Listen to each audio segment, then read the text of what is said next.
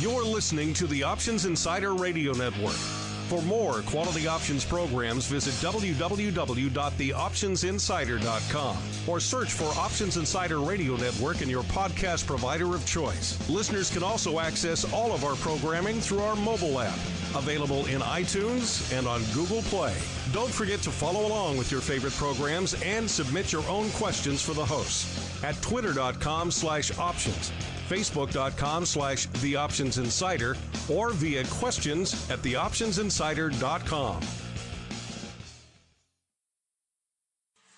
Welcome to Volatility Views, the premier program for volatility traders. Each week, we'll take a deep dive into the world of volatility with in-depth analysis, trading activity reviews, strategy breakdowns, cutting-edge education, and much more. We'll also bring you exclusive conversations with the traders, researchers, and asset managers who are reshaping the volatility landscape. If it involves volatility, then you'll find it on Volatility Views. And now, it's time to take a deep dive into the world of volatility. It's time for Volatility Views. All right, everybody. That music means it's time once again for our musings on volatility. Yes, it's time for Volatility Views. My name is Mark Longo from theoptionsinsider.com, as well as a little place we like to call the Old Options Insider Radio Network. Great programming. If you haven't done so already, make sure you upgrade wherever you get your subscription to our shows, your iTunes, your Google Plays. Make sure if you're not just getting vol views, make sure you upgrade to the full network. Lots of stuff. At the very least, if nothing else, we'll keep you busy with options content. There's interviews, there's educational programs, there's technology programs, there's futures options, there's volatility, there's active retail, there's news, you name it. There's advisor-oriented program, you name it. There's something there for you. And if it's not, hit us up. We're working on crypto and a bunch of other stuff to head your way sometime in the near future. So stay tuned for all that good stuff. So if you haven't done so already, get the full network feed, then you'll be happy. You'll be getting hit in your inbox every weekday. Maybe sometimes on weekends, too. You never know what's coming your way. So we'll keep you busy. The Options Insider Radio Network on your provider of choice. Or if you're so inclined, just grab our mobile app. It's available everywhere. And you can get it all there. You can go deep in the mobile app. You can go all the way back to 2007. So prepare yourself. It's a mighty chunk, but it's a good chunk, we think. And, of course, however you listen, including live every Friday, noon Central, 1 p.m. Eastern, via Mixlr, M-I-X-L-R. Make sure you hit us up. Questions, comments, insights, pearls of wisdom, your thoughts on volatility, maybe your crystal ball guesses. A lot of you guys had comments on the whole VOLI thing last week. We'll get to that in a little bit. But first, let me join up here with my volatility cohort, my partner in crime, the volatility yin to my yang, the dark side to my light side, the greasy meatball himself, Mr. Mark Sebastian from OptionPit.com, by way of Carmen Line, who's busy as we speak, working another 1,000 lot of those VXX puts. Are you not, sir? Actually, I'm not at this point. Oh, you're not bid? I bought my full 15,000. I think I'm going to sit for a little bit. I'm expecting those to work, though. I'm kind of excited about that. I really like the setup. You're not the only one. We'll get to that in a little bit, too. A lot of people playing some downside in VXX these days, and pretty near term, too. A little bit closer. Yeah, although it's creating some interesting stuff, some interesting price action in the VIX futures. It's fascinating kind of the way things are kind of moving within VIX today. Well, then let's get to it. Let's dive right into our volatility review.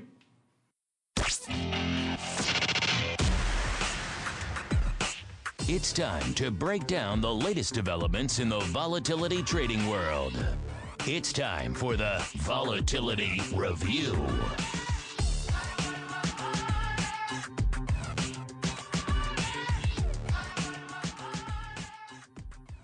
All right, everybody, welcome to the Vol Review, the portion of the show where we review what's going on in the world of volatility, options, activity, VIX futures, term structure, VXX, VVIX, all sorts of fun stuff.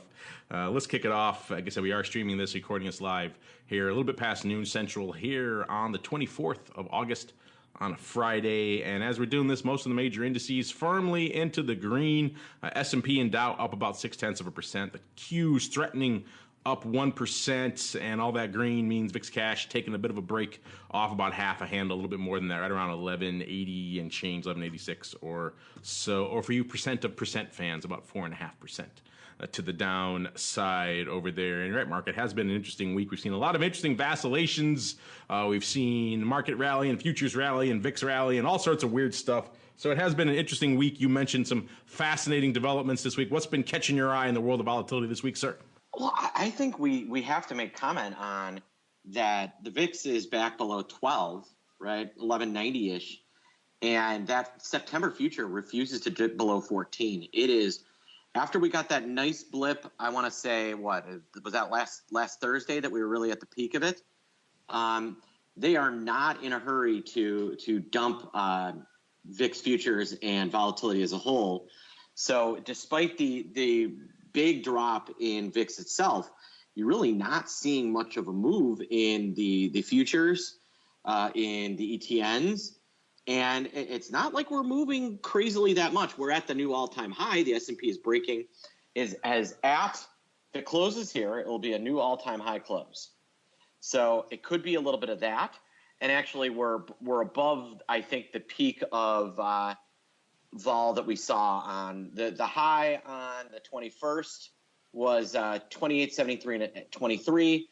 Today's high is where we're trading right. Today's high is right where we're trading, 28.75.49. So we are experiencing some serious poppage of premiums of the S&P. So I think you have some traders that are maybe a little wary of dumping a bunch of VIX premium into the weekend after kind of what's happened with the S&P at the all-time high, even if S&P options themselves are pretty darn cheap.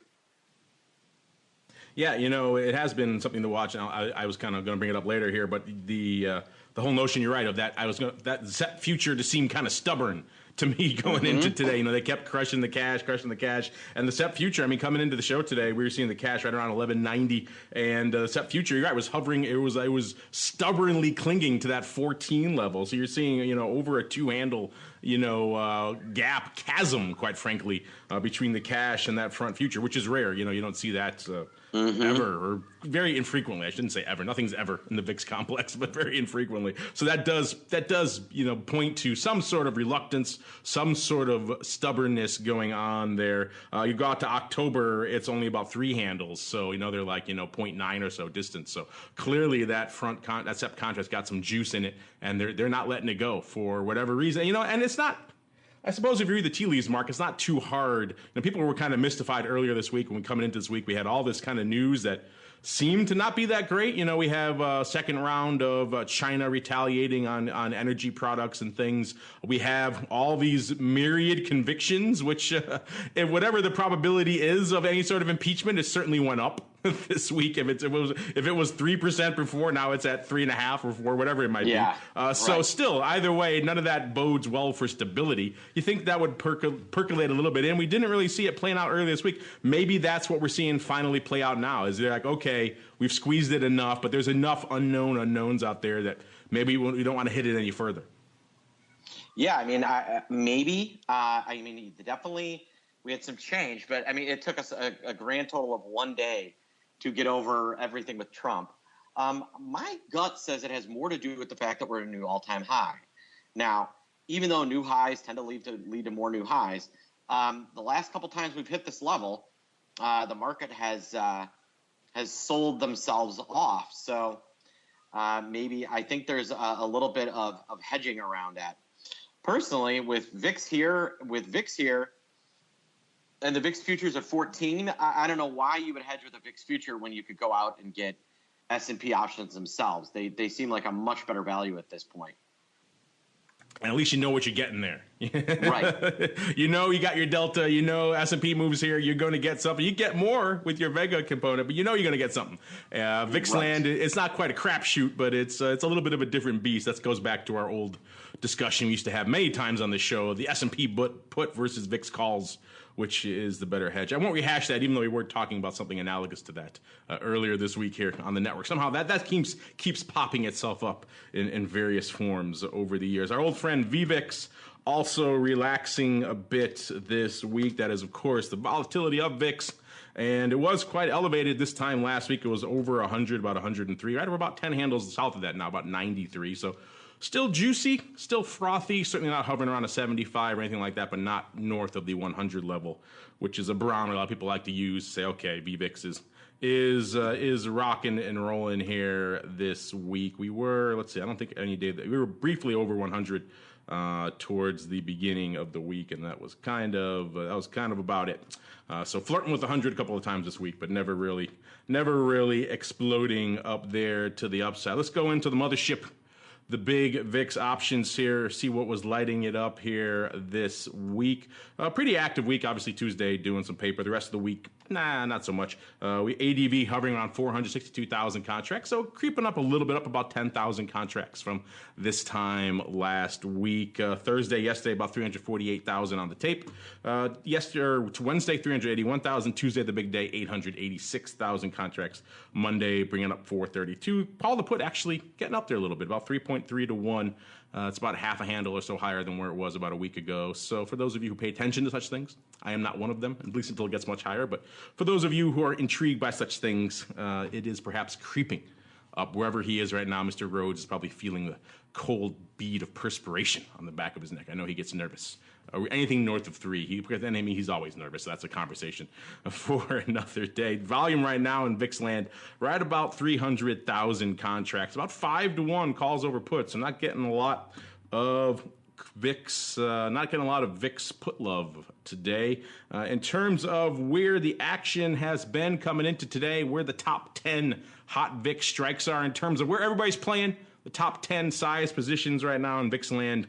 Let's go backwards for a change. Let's mix it up. I always go 1 to 10, and that's the wrong way to do a top 10. Let's just go the other way. So let's start at the bottom, number 10, with the SEP 27s going 121,000 of those bad boys. Decent number opening here recently, so that's a newly popular strike. Number 2, again, I've said it before, doesn't matter the month, it doesn't matter what level we are in VIX land, doesn't matter what the S&P is doing. It doesn't matter what the skew is doing. Someone's playing on the 30 strike somewhere, and that's happening this week. And the SEP 30s, 130,000 coming in at number 9. Number 8, the SEP 21s, 142,000. Number 7, the SEP 22. So a little call strip going on there, 143,000. Number 6, SEP 25s, a full 143,000. Number 5 is our second put on the list. Spoiler alert there. It's going to be 12.5 puts in September, about 150,000. Number 4 is our first put on the list, at least going in order of ascension. With our old friends, the AUK 13s, 165,000. That is the only AUK on the list. Those 13 puts remain stubbornly persistent. Someone likes them out there. Number 3, the DEES 47 halves. Still a very popular strike out there. 166,666 to be precise, taking our number 3 spot. Number 2, the SEP 18s. Whopping 167,000 contracts open there, and the number 1 spot this week, the SEP 20s, 218,000 contracts lighting it up out there. Mr. Meatball, aside from the weirdness of the VIX futures, anything catching your eye out there in VIX options land this week?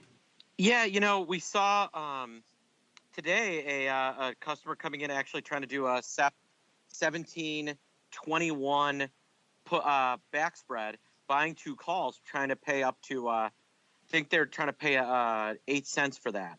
It was first time we've seen that trade up in a while.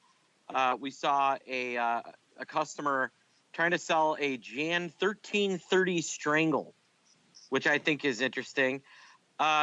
Decent buyer of calls earlier in the week, and then as the week has come on, it's just been everything I've seen has been a call sale sans that September. And yeah, you're right. Right now, it's still a lot of action is in September, even though, if you look from a value perspective, you'd have to argue that October is a better value than September, especially given that, we're going into Labor Day. I'm not sure why they're holding this thing up. Typically next week is one of the absolute low points like if we don't get a blow up in August, which we haven't, this next week tends to be like the slow skis of slow. The slow skis, the distant Polish relation to the slows. Yeah, the slow skis, the famous tortoise couple from years past in commercial enterprise. But you're right. We have, how many times have we talked here? Like, oh, is it 1x2 season? Is it finally coming back? We're a long way from the heyday of the call 1x2. Where we are. But I will say that with VVIX, especially last week, I mean, earlier in the week, VVIX got down into the low 80s. You can make an argument when where VVIX is starting to get to that, those are not such terrible deals anymore. I was just going to say, are you on board? Have we met all of your criteria for the 1x2s? No, not quite, but close. Let's just put it this way. I like it better than a straight call purchase at this point. Because at least you're doing something to try and mitigate your cost on those. And we've seen in past that 17 has not been a number that we've stuck at. That's been a number that we've either blown through, or if we've gone higher, it's been threatening 20, not just 15, 16. So that is another piece. Yeah, you're right. That's one of the trades that kind of caught our eye today. Obviously, we're always scanning for interesting stuff, and whenever the 1x2s pop up, that's not huge size. Like I said, it's nowhere near. Used to be a couple hundred, thousand a week would go up in this strategy, just like clockwork. Today we see about a little over 20-odd thousand going up in this. We have 8,500 the SEP 17s or 70 cents against 17,000 the SEP 21s. Remember, paper's buying 2, listeners. So again, doing that whole thing for you at about 8 cents. Maybe we're starting to see some percolations. We'll see. Again, it's kind of a quiet day. That's the big trade of the day, at least. That shows you a little bit how quiet today is. Going back to yesterday, we saw kind of a diversity of activity. 1x2s again, but perhaps to the downside, to the dark side this time. It was a SEP put 1x2, the SEP 14-13, so very tight. 1x2. It was the SEP 14s for $1.30, 8,000 times against the SEP 13 puts for 65 cents. 16,000 times for doing it for even money, looks like here, which is interesting. Let's see how this thing went up. $1. Looks like they were buying 1, selling 2 then. It looks like they're buying 1, selling 2. So, which is probably, I guess, the way you'd want that one on. Interesting stuff. I don't know, Mark, you've talked before about put 1x2s. Are they more? Yeah, I actually did one this week. Really? I did the SEP 12.5, 11.5, put 1x2. I paid 18 cents for that. I did that 500 times, and I think that's one that I kind of like. I did hedge off some of the delta by buying a what I viewed as an inexpensive call spread, and that was my day on that spread. I've got with how inexpensive the 12.5s are.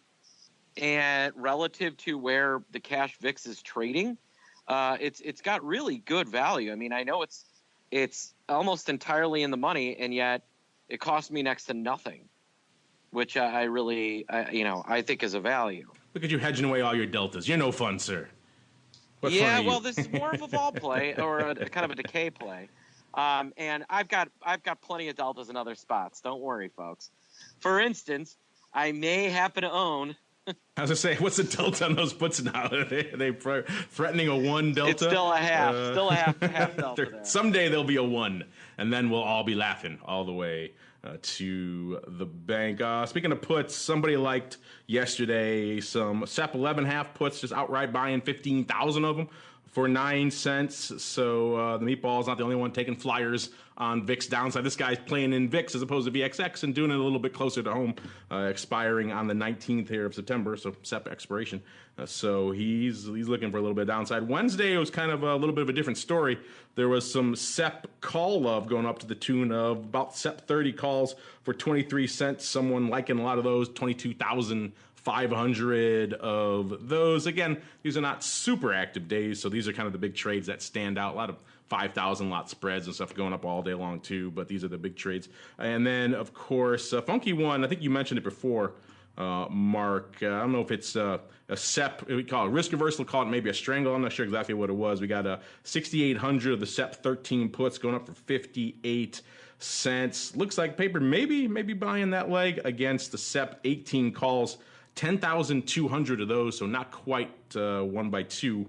1 by 1.5 or so for 82 cents. Looks like paper maybe selling that. So maybe a bearish risk reversal, aka a collar. Is that what you feel on that one as well, Mr. Meatball? Yeah, I believe it was a collar because I remember seeing that order. That's not a trade we see go up very often in VIX land. The typical collar, not very often at all. Really. It's becoming. With a higher VVIX, you're able to get something out of those puts. So it's not been as unusual as it has been in the past, but I definitely like kind of the way that thing's set up. I actually saw a lot of put risk reversal guys. There were a couple of those that have been quoted out today. Nobody wants to pay up today, but they are. I've seen a lot of risk reversals get quoted. Almost all day, there's been guys coming in quoting risk reversals. So there is that. So just keeping you busy at least, doing some price discovery. Yeah, it's so fun. There's nothing I like more than quoting the same thing over and over again and not seeing an order. That's what I will say. That is a market maker's dream. I don't miss that aspect of the business at all. Just doing straddle runs for a random institutional desk or quoting some nonsense 3 by 1 by 1.5 that some idiot on some desk somewhere cooked up. And he just wants to see what it's going for, and he's just going to waste your time and never trade. I mean, that aspect, that's for the birds. I don't miss that at all. But getting the actual trades out of it, yeah, that's nice. But I don't think people realize the ratio of quoting to actual trading that goes up in some of this stuff. It's very frustrating. You have no idea. Are you the risk reversal man? Do they call you for all the risk reversals? Say, hey, you like a good risk reversal. Because I don't really trade risk reversals, so I do not. I see a lot of them, and I tell the guys, tell me when they're being quoted, but don't expect to see an order on that from me. But it may inspire me to come up with something else. So you want to show it to me. That's good. So you're wasting your broker's time. So everyone's getting time wasted on that. That's a good one. It's not that hard. Not that hard to blast an order. I'm giving you a hard time. Everyone loves their broker at the end of the day. Back to people who do these crazy multi-leg, crazy trades. Let's move on to everyone's favorite short VIX vehicle, short vol vehicle. That is VXX. It's not an inverse. No, it just tends to erode. People like that. VXX right today about 28.70, 67 or so. You're about 1.5, close to it. Points a little bit shy of where we were this time last week. So VXX has kind of been on a topsy-turvy roller coaster over the past week. It's rallying back over 30 handle, coming back in, coming back out, coming back in. Keeps doing this dance. We talked before about how it seems like, at least it was for the near term, seems like a VIX was kind of bottoming out around 12. We're breaking through that now to the 11 handle here. That seemed like that would kind of put a floor on how far down VXX would go in the near term, but that's not stopping the paper. We'll get to that in a little bit. Let's see. In terms of this week, we're looking at an ADV right now in VXX of about 239,000 contracts, about 188,000 on the tape this week. So not a bad week in terms of activity. The big day this week coming yesterday, 245,000 contracts on the tape. In terms of where the action is, you know what number one is because the Meatball keeps buying them, and you guys do too, judging from your feedback, is those VXX Jan 10 puts. Sad to say they're not bid out for a penny today, so you can buy all you want, listeners, right now. Lift that penny offer, move it up, make them penny bid going out. You could do it. 101 hitting the tape today, 204,138 open on that strike, should you be so inclined. Top 3 positions, all pretty much Jan puts. Interesting, though, Mr. Meatball, number 4 on our VXX top trades list here, top open positions, I should say, SEP 60s. Interesting strike, and it's one that obviously has got to pay off fairly soon, and also have seen some increases to that not too long ago. The last time we saw about 27. There's about 56,500 open right now. About half of that, about 27,000, traded on the 3rd. They were around 46 cents at the time. Got to dig in to see what they were doing on that. Maybe they were overwriting those. And then we saw more trading in the days leading up to that. So it's fairly recent, within the last month, most of this OI. What's your thoughts here on on the SEP 60 strike, sir? Is that your strike du jour? The customer came in and bought 8,000 of the SEP 66s today. So clearly someone is trying to hedge themselves. Yeah, and the SEP 60s. It's just kind of I think it's just somebody that's got could be a short vol portfolio, could be just a long, an overall long portfolio. Someone is giving themselves kind of near dated, the world terrorist attack type insurance. And that seems to be all we're looking at. Yeah, they're keeping the level alive. That's another reason I was going to bring it up is they're 10,000, actually almost 11,000 more hitting the tape today for 22 cents on these bad boys, paper buying those. So, yeah, the SEP 60s, the strike du jour out there right now. You like that one? Is that one floating? I'm guessing from a lot of you guys write in that most of you guys are biased the other way, but maybe some SEP 60s floating your boat. 4,200, the SEP 56 is going up today as well. Maybe that's not related to this trade, though. This was just a straight up buy, so I don't know. Maybe someone legging in later. It doesn't look like it's obviously not quite 1x2 size, and it didn't go up around the time, so not really. Looks like it doesn't look like related prints. Also, it's not all upside, though, listeners. I joked before about people liking VXX puts. That's still the case, and very near term. We're seeing even today the SEP 24 puts going out on the 7th. These are the weeklies. 10,000 of them going up for 2 cents. Actually, 20,000 going up for 2 cents. Let's go back and see exactly how many we've got. 28,325 to be precise, listeners. They're not offered at 2 cents anymore. They're at 3 cents now. So they're moving that on open interest of 69 cents. Mr. Meatball, you part of this bad boy? You like these puts? No, but I did see those. It's kind of interesting. The other one I saw, customer did a SEP 26, 20, I believe the 26, 25, 24. No, it was the 27, 26, 25 put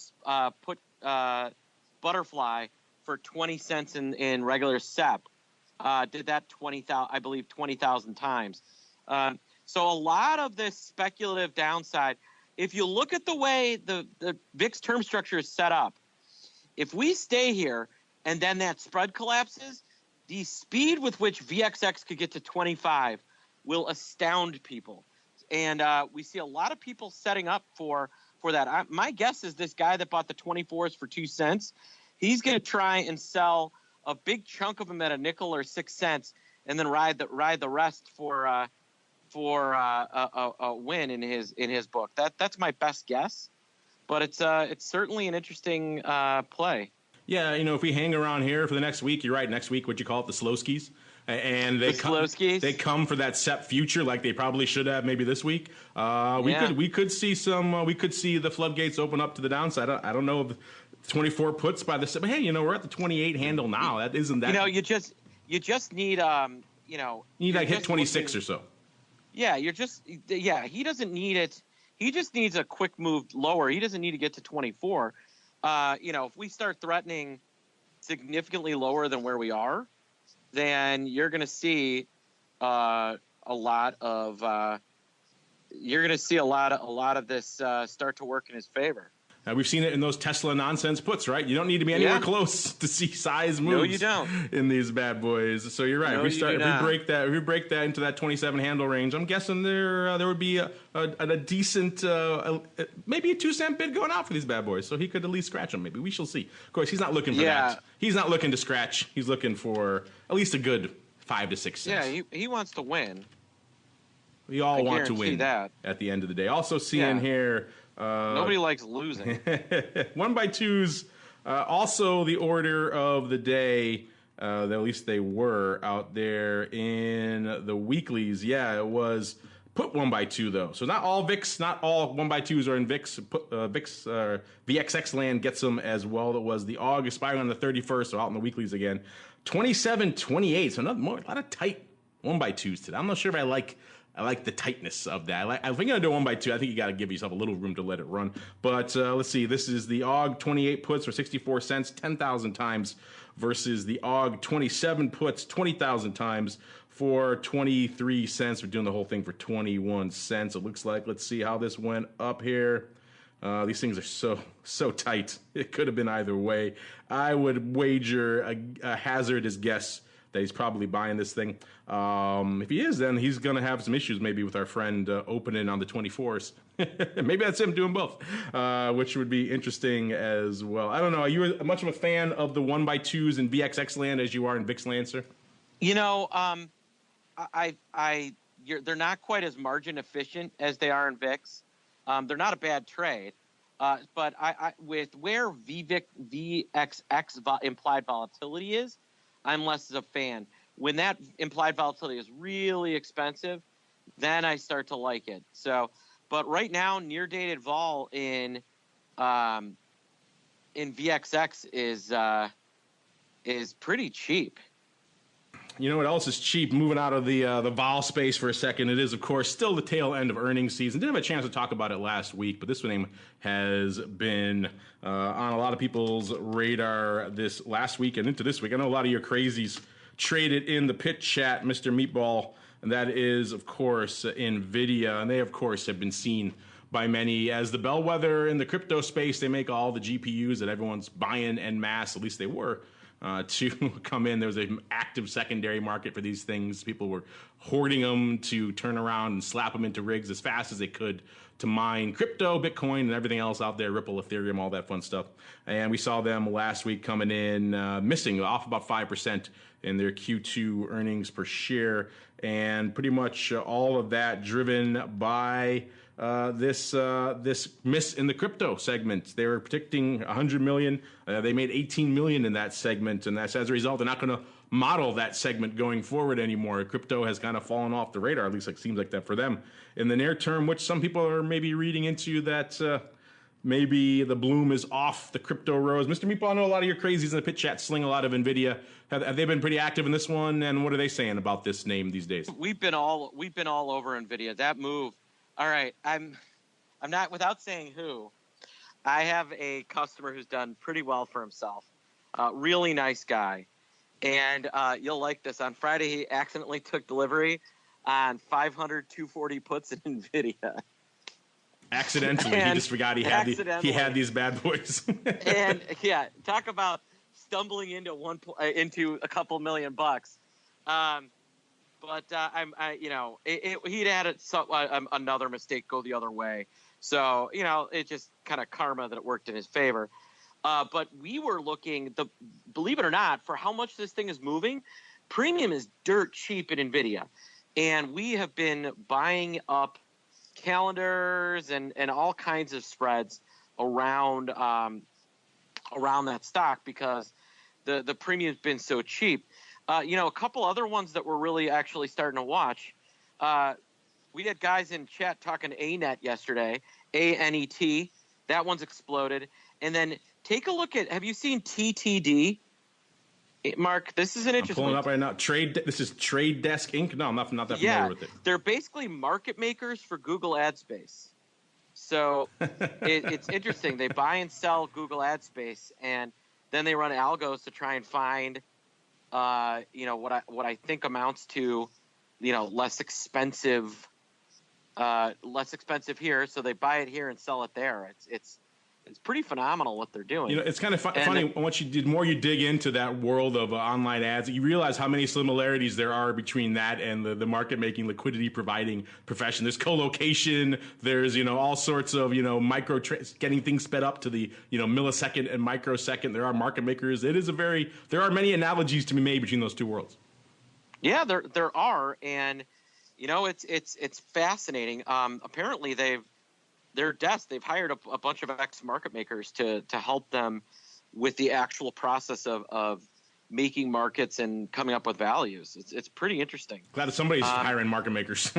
Yeah, I know. Somebody's got to do it. But yeah, then the other one is ANET, and then FireEye is interesting because it sounds like Google's going to start using them for their some of their protection. So there's been some, but despite it being a relatively slow week, there's been some interesting things in the equity space this week. Some really kind of fascinating trades.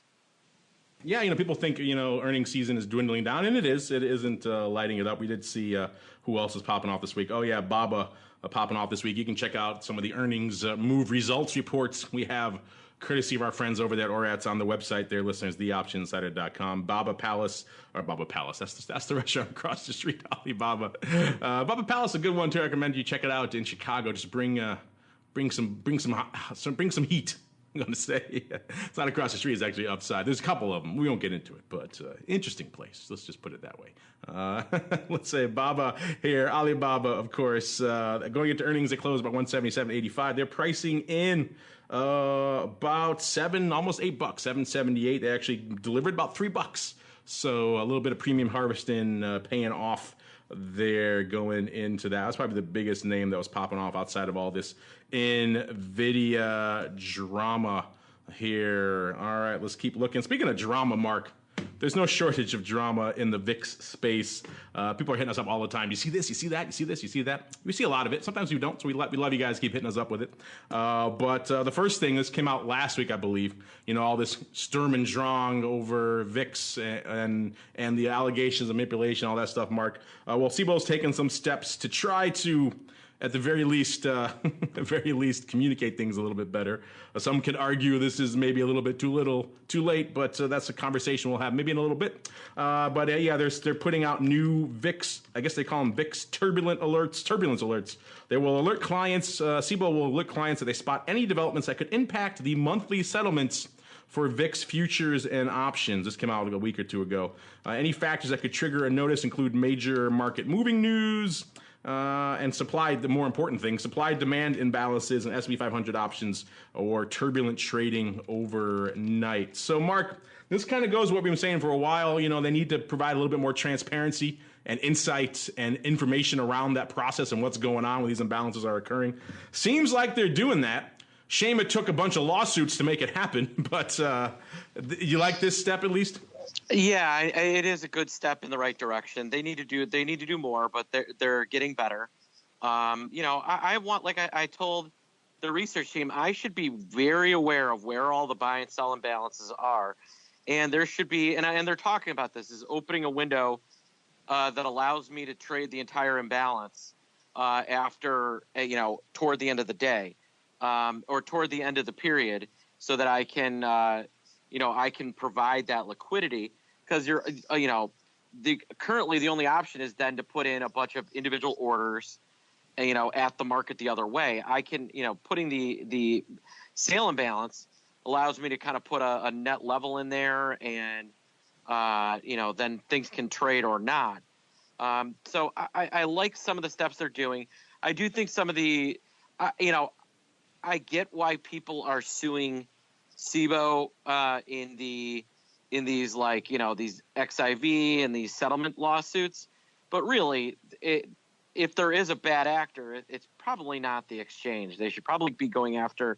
The problem is they want the deep pockets, right? So, you probably want to go after the bad actors themselves, not the exchange. I don't see how, CBOE is culpable for, having a system in place. Because you're not a class action lawyer, sir. You don't see the money in them there hills. Speaking of which, a lot of people are hitting us up about this. I'll just credit the first guy who sent it our way. It was Tony Salvatore. He said, "You guys see this? You guys see this?" And it is interesting. There's been a lot of developments on the legal front when it comes to all this VIX brouhaha. The latest is a firm, Kessler Topaz, was chosen as a code lead counsel to oversee this national antitrust case, alleging this press release is fantastic for many reasons.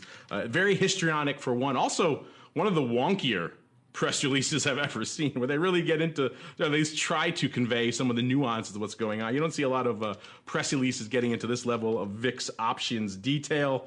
They had a moral of the story a few weeks ago. They appointed the firms to litigate on behalf of investors who, quote, according to this press release, incurred massive losses from false pricing of information of securities linked to the volatility index known as the VIX. And they say these firms will conduct all pretrial discovery in unraveling a complex conspiracy to game the VIX to the detriment of ordinary investors, and kind of getting to what you were alluding to before, Mr. Meatball. They go on at length in this press release. By design, VIX is highly susceptible to market manipulation, and they get into the final settlement value of expiring VIX options and futures contracts. They get into the special opening quotation, the complex formula, bid-ask quotes. This is all in a press release. I can't recall ever seeing this, let alone in something from a law firm before. They say by placing large or even high volumes of orders for out-of-the-money SPX options, a trader can directly impact the VIX settlement price. How often do you see that in a press release before? According to investor complaints, various parties, and this gets to your point, Mark, possibly including executives at the CBOE, colluded to fix the pricing of the VIX and the settlement price, depriving those properly trading in VIX-linked derivatives of a competitive marketplace and exposing them to artificial volatility. You know, I could see people coming at a lot of different people. What possible reason would executives at the CBOE have to rig their own product? It's their golden goose. It would kill their product. I know Ed Tilley and DRW are great friends, and he's besties with the founders of Peak 6. But I'm just going to go out on a limb and say he's not on the payroll. And I think that this claim is quite possibly the most. Now, if it ends up being true, I will, talk about flabbergasted. I will be the most flabbergasted person you ever meet. I have a hard time seeing a scenario where anybody at that exchange would be pulling that kind of business. Can you? I mean, at the time, can you see Ed Provo being a conspiring to manipulate VIX settlement? None of that rings. I think if you can make any argument, you could probably argue that they were probably slow. Like you mentioned, they were slow to do some obvious things like this because they were so terrified of harming their golden goose, right? Any perception that VIX isn't perfect, they thought could be harmful. That they were slow to act on this as a result. So I could see arguments there, but some sort of grand conspiracy at the exchange to rig the product. That is ridiculous. I get it. That's where the money is. You want to go after them rather than some vague, nebulous others. Bill Spieth, conspirator. Yes, there we go. And they cite as their evidence, they say numerous significant empirical evidence, and they have that one study that came out recently that everyone's citing, that Professor Griffin out of McComb School of Business in Texas. That one study is what they're citing as their significant empirical evidence. So it's going to be interesting.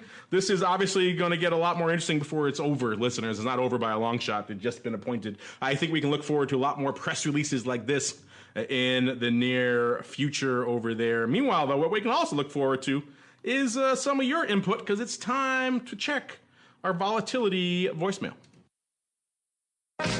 It's time to share your thoughts and opinions with your fellow volatility traders. It's time to check the volatility voicemail. Make your voice heard by dialing 779-669-4VOL, posting a comment on the optionsinsider.com, sending an email to questions@theoptionsinsider.com, or posting your questions to twitter.com/options or facebook.com/theoptionsinsider. All right, let's get to some of that. Before we do that, let's pay off last week's question. We asked you guys, how would you describe yourselves at a dinner party, quite frankly, in terms of your options expertise, not anything else? Not I'm a libertarian or whatever the heck you are. None of that. Just how would you describe yourselves from an options perspective? We don't want to know the rest. And a lot of you, 47% saying retail options dabbler, 22% saying you're looking to get kick things off, get started. 18% say you're kind of a pro retail guy. You're a whiz. You got million screens slinging. And 13% saying you actually are a pro, or you used to be a pro in the space, which is interesting. Interesting how that breaks down. They're always fascinated to see how you guys describe yourselves.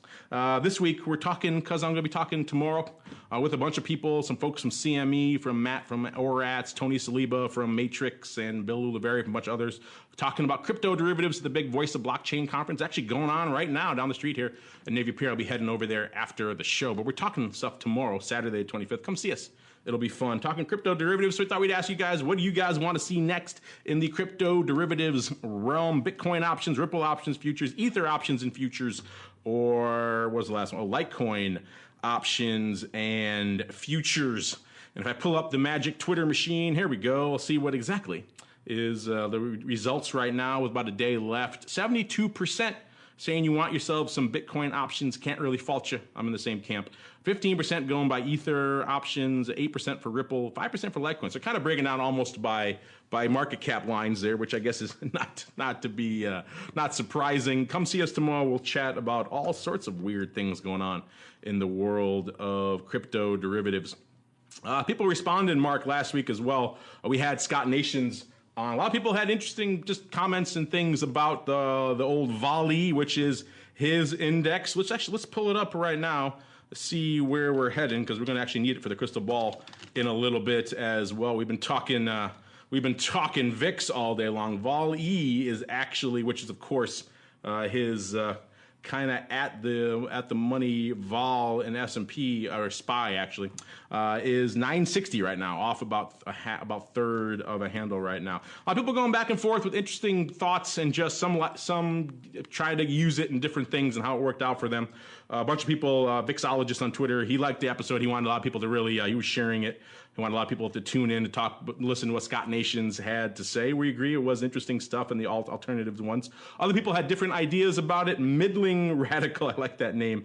He said, I have his Thinkorswim indices up, but I confess I find the VIX complex and certain ratios just as helpful. That seemed like that was kind of the consensus, at least from this sampling of our listeners. We should maybe do a full poll and find out. We have Fear Merchant saying he also has them on his screen, and he was tracking the ratio of VIX to VOLI for a while to see when they diverged or converged, but he says it proved to be of little value to him.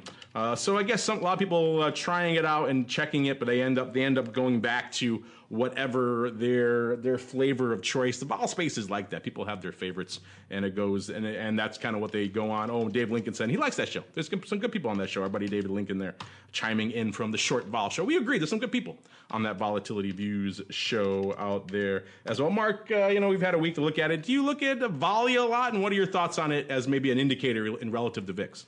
I think there's a lot more. I'm a lot more interested in SDEX and some of those VOLI's not that different than the old VXO, the original VIX index, if you think about it, right? Which is just kind of the original VIX index was 8 strikes in OEX, and now 8 strikes in SPX that we looked at to kind of get a feel for where volatility is. And a lot of people do look at VXO relative to VIX. I think that what he's got in terms of some things he's doing on the skew, I think that there's really something there. And, I'd love to see VOLI trade. The more vol products we can get, the better.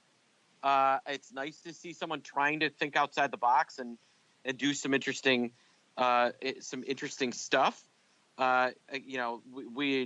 was talking to another trader. We both agree SDEX is far more useful than the old CBOE skewed index, because it actually gives you a baseline vol to work off of. And it actually trades and updates at a reasonable time frame for usage. Right. Like something not in something from this century, perhaps, in terms of update features. But you're right. The VOLI kind of, the VXO, it's already kind of out there if you really kind of want that out there. But yeah, the skew stuff is interesting.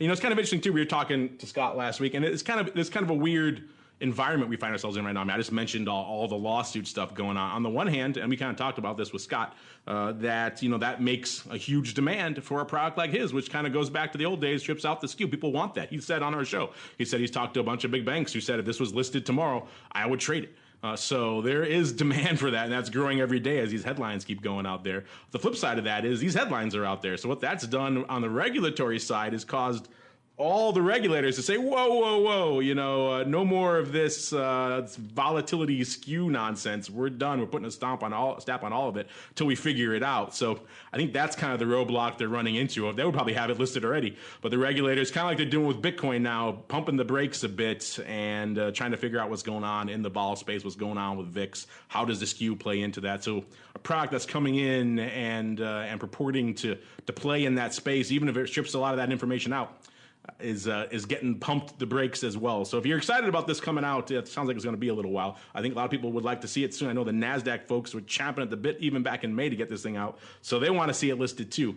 But it doesn't seem like we're going to have it, unfortunately, anytime soon, unless the regulators decide to change their minds. And we know how often, how frequently, and how quickly that happens. Your old buddy F Contango Trader, he writes in all the time. He wrote in, let's see what he's got here. VIX at 12.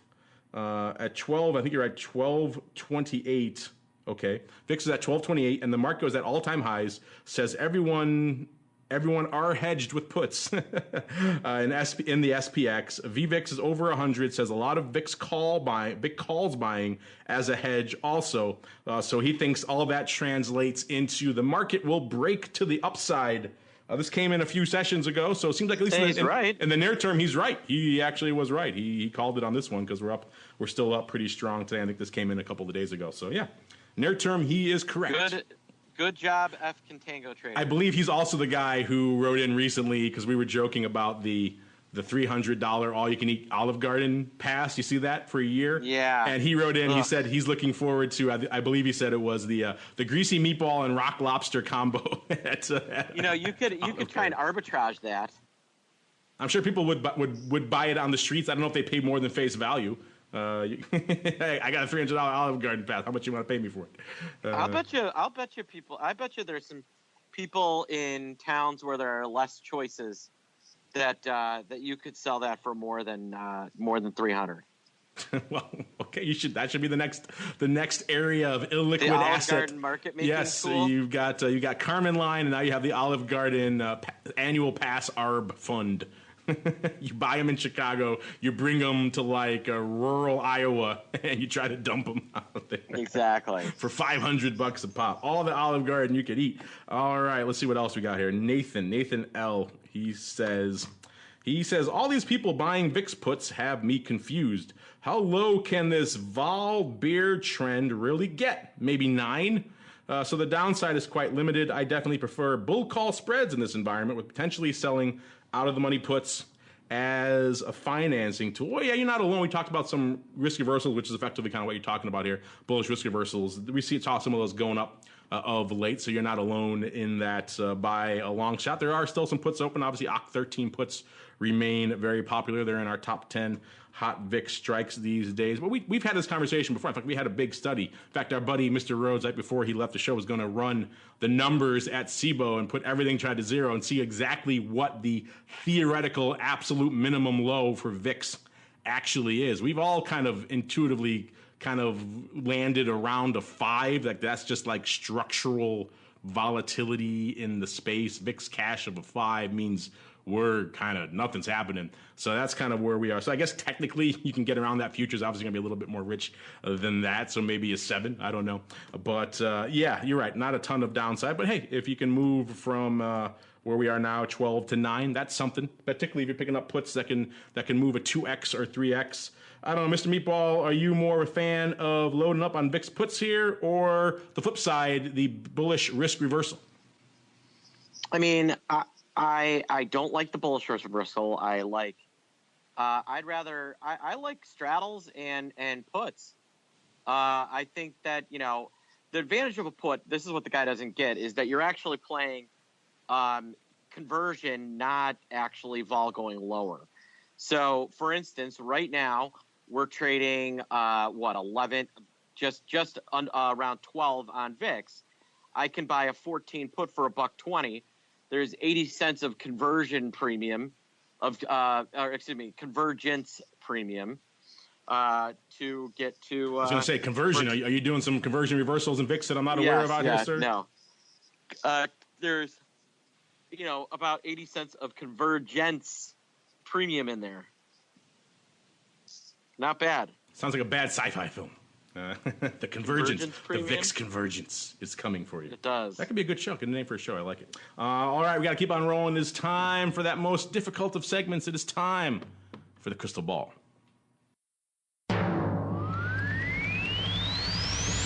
It's time to peer into the future and reveal what the volatility gods hold in store. It's time to look into the crystal ball. All right, everybody. You guessed it. It's time for us to break out our crystal balls and try to predict what the world of VIX has in store for us this time next week, which is, of course, the end of the show this time next week. And I'm looking here, and we had our guest Scott Nation on last week, and he went predicting his VOLI, his Vol-Dex. Go figure, he predicted on his own product. So I guess we'll start there. Right now, VOLI is about a 955 or so, and he predicted 899. You, Mr. Meatball, were at 8.25. I predicted 870, so I guess Scott wins his own index, so good for him. He's not here to select his prize. We'll send it to him in absentia. Then, of course, the meat of the crystal ball, which is, of course, the old VIX Cash prognostication. Looks like I took this one. Actually, not pretty close. I'm within our bullseye radius, close to it. Our bullseye is considered 0.1 away. I'm 0.15 away right now. I picked 12.25. We're at 12.10 right now. Mr. Meatball was a little bit shy, 11.95. Technically, you're 0.15 to the downside as well, Mr. Meatball. So I guess we can... We'll split it. Oh, it just ticked up, 12.11. So I guess that means it's mine. Oh, 0.14. 0.14 versus 0.16. How dare you, sir? I mock you. I mock you in your general direction. But yeah, that was a good one. Actually, you split it this week, which is kind of fun. Which means I'm the host. I get to go first, which is even more fun. All right. Let's see here. Right now we're at 12.11 listeners right now in VIX Cash land. Most of the market's still up fairly aggressively, about 0.5%. Coming into, like I said, next Friday is the kickoff to the long holiday weekend. And we talked today about how this vol is stubborn.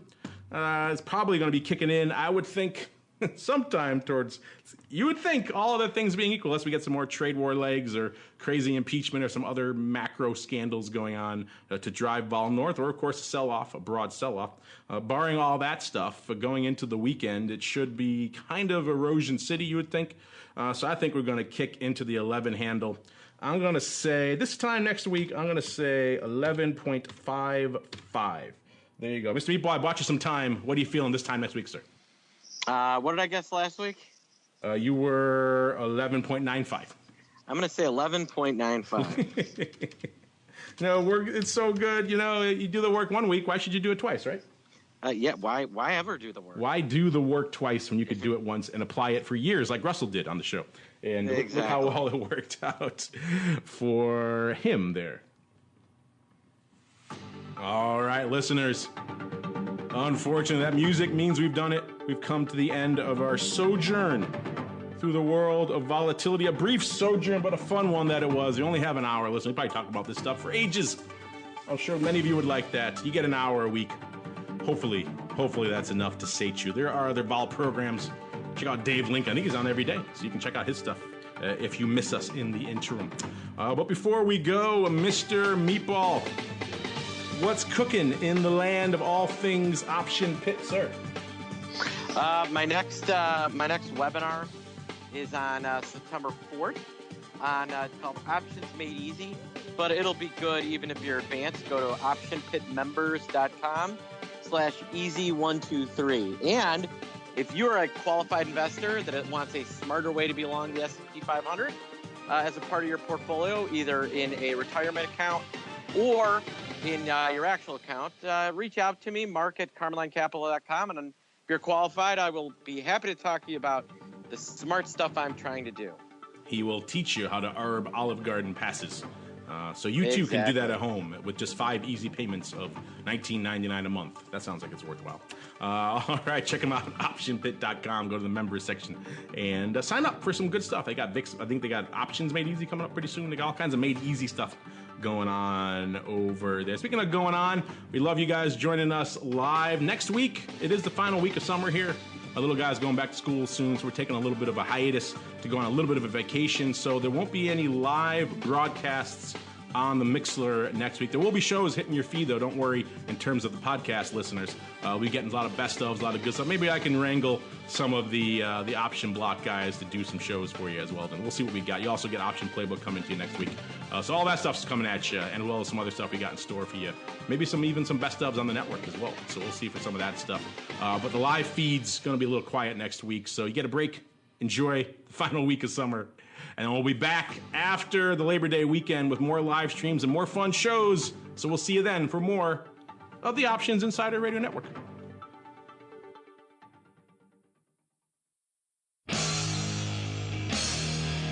The preceding program was a production of the Options Insider Radio Network. For more quality options programs, visit www.theoptionsinsider.com or search for Options Insider Radio Network in your podcast provider of choice. Listeners can also access all of our programming through our mobile app, available in iTunes and on Google Play. Don't forget to follow along with your favorite programs and submit your own questions for the hosts at twitter.com/options, facebook.com/theoptionsinsider, or via questions at theoptionsinsider.com.